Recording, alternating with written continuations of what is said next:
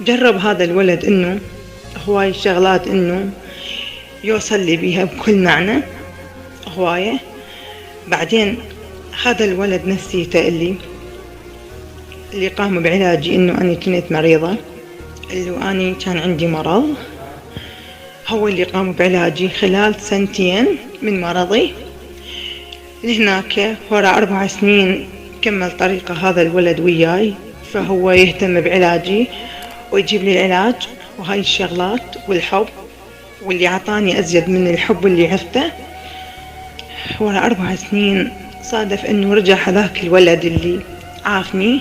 ورا 4 سنين حاليا رجع هذا الولد اللي حبني نفسيته، اللي أنا عرفته أو هو عافني نفس الطريقة، عمود مشاكل.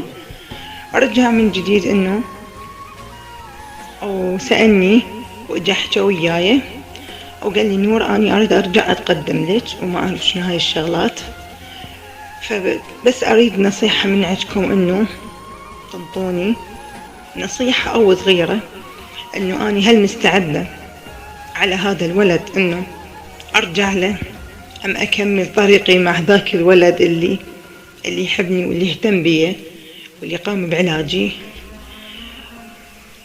بس اريد نصيحة واحدة، انه يا اما اكمل طريقي مع هذا الولد اللي قايم بيه، يا اما اكمل ارجع لذاك الولد اللي يرجع من خلال